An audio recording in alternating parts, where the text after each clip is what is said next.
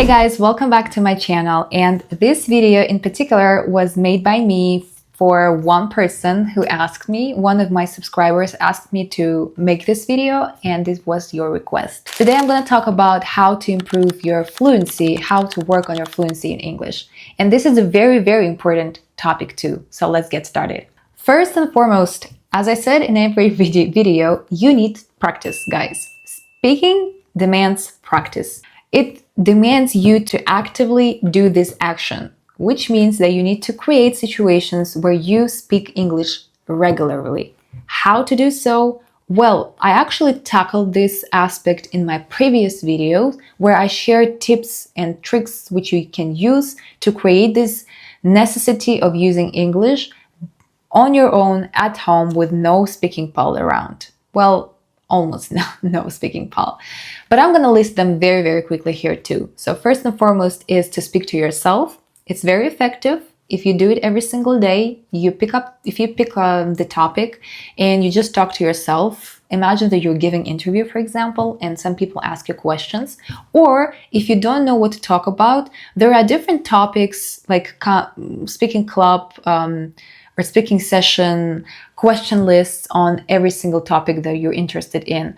Or I'm going to share the links to two pin boards that I have on my Pinterest, where I collected all these topics, all these questions to every topic for the speaking practice. And you can use them. It's very interesting because, for example, if you want to talk about money, there's like a set of questions about money, and you just open this PDF or this image and you just go through all these questions and you answer these questions straight away. If you don't know some words, you can look them up and implement them into your speech. And actually, this is one of the most effective way of enriching your vocabulary. When you start to speak to yourself and you try to speak on some specific topic and you do stuck in the middle of a monologue, because it happens that you don't know how to say some certain thing in English, and that kind of creates this need to go and look this word up. And once you do it and you use it actively in your own speech,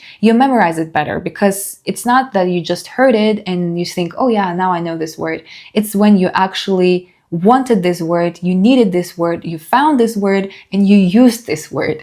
And it actually helps a lot. Second of all, you can record yourself, by the way. This is something that I didn't do at all. I would hear a lot from different English learners that it's very powerful when you record yourself and then you watch the video with yourself and you can point out all the mistakes that you make, see all these, weaknesses of your speech, and then work on them. This is something that I didn't do, but now when I'm recording these videos and uploading them on YouTube, I must see every single of them.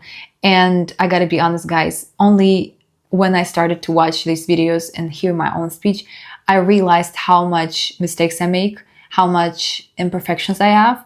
And it's not something that demotivates me. It's something that I understand. I understand why I've made some certain mistake, and I'm like, okay, now I need to pay more attention to that. So again, it's not something that should hold you back from speaking, but it's something that can outline some of the weak spots, and you just can work on them too. Number 2, shadowing. Shadowing, or just listen and mimic. It can be done in different ways, but it's shadowing. So you just watch or listen something. It can be interview, it can be podcast, whatever you want. And then you repeat after the speaker. That will definitely change your fluency, guys. I can't stress enough how powerful shadowing is. So guys, really, don't neglect this technique, don't neglect this method. Go and do it.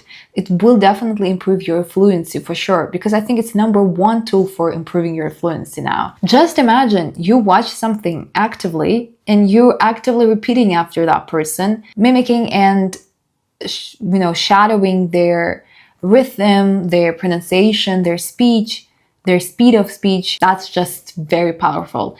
And also, like the speed of speech, like the pace with which natives speak, it's very fast. And most of the time they use this connected speech. And when they speak with this connected speech very quickly, sometimes it's just like one word.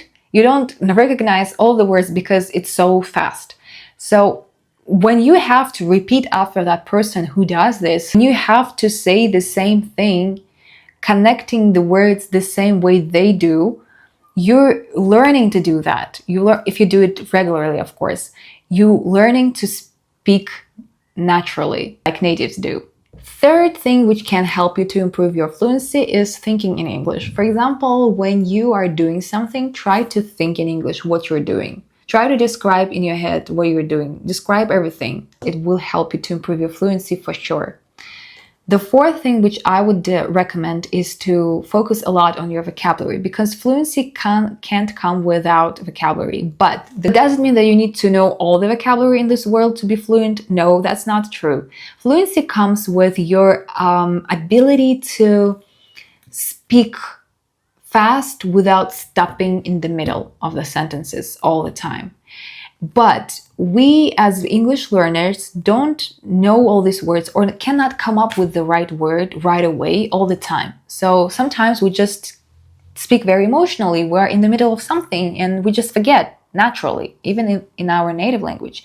So for example, if I don't know, if there is some specific thing which has like a specific word and I forgot this word.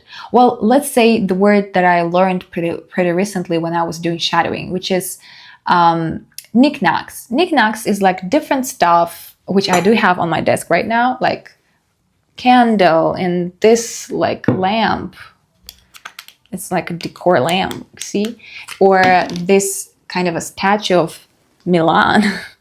Which I really love and is present, and one day I'll be there. So like I have all these knickknacks on my desk, but let's imagine I want to tell you about that. I want to say knickknacks and I'm talking to you and like, look at this, all these, and I forget what it is, right? I can say, look at all these souvenirs instead of saying knickknacks. Or I can say, look at all these beautiful little things I have, beautiful little things, yeah, instead of saying knickknacks. So you can describe the word that you want to use instead of using this certain word if you forgot this word in the middle of the sentence.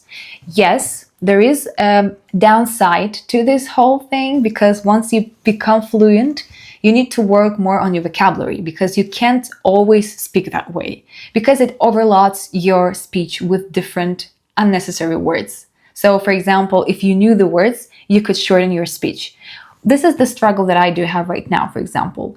My speech is longer than it could have been if I knew more words. And I know that one thing that I neglected a lot is phrasal verbs. And this is another tip that I'm going to give you guys. When you're learning vocabulary, new vocabulary, yes, when you're a beginner, an elementary student, or even pre-intermediate, you need all the new vocabulary, most of it. But imagine you're intermediate or upper intermediate level student, pay more attention to phrasal verbs. From that moment, when you're pretty much confident with speaking English, focus more on phrasal verbs, because phrasal verbs save your time and energy. Some certain things, some certain actions can be described in a really fast and natural way when you know some certain phrasal verb for this situation. So this is very important. And the last thing is, again, fear, guys. Don't be afraid of making mistakes. This is another thing which kind of holds you back from speaking the way you want. Because if you are afraid of making mistakes, you won't be fluent. You will spend too much time trying to translate everything in your head perfectly and then give the result of your translation. By the way, translating in your head is another thing which kind of slows down your fluency. So once you learn how to not translate in your head, once you learn how to think in English, that's why I kind of advised you to think in English more. Once you learn more phrasal verbs, collocations, you will be able to speak without translating in your head. When you are afraid of your mistakes, it slows you down. That's what you need to remember. So I know so many people who speak English poorly, to put it mildly, but they speak very fluently. How does it happen, you might think? Well, because they don't care. They feel totally fine with not being accurate in English, but they will use everything that they possess, which is not much, every single word that they know, and they will just speak like that, very fast, very confident, and that will make this, create this illusion that they actually can speak English pretty well because they're not afraid of making mistakes. They make mistakes all the time, every single moment when they open their mouth, but they're not ashamed of that. And you know what? I just realized that actually it doesn't bother anyone how well they speak. Everyone is just glad that they are able to express themselves and they are participating in this conversation. Nobody's sitting there and judging them. I don't know those people who do. Like, most of us are just enjoying the member of our community, and we're just happy that they're sharing their thoughts on something that we are all so thrilled about. And we are pretty impressed by the fact that they can do it so well, even when they don't know that much. So it's actually something to be proud of. So again, don't be afraid to make mistakes. That's totally fine. So keep working on your English. Don't hesitate. Be confident in yourself and do everything you can regularly. I'm emphasizing it a lot. I can't stop stressing it enough. Only consistency can actually help you to get to the place you want to be. So keep working, and I'll see you in the next video. Don't forget to subscribe, like, leave the comments below if you like this video. And if you want any other materials, I don't know, sources, if you have any questions, guys, let me know, because it kind of inspires me and I know what I should do next, and I know what I should prepare for the next videos for you guys. So see you in the next video. Bye.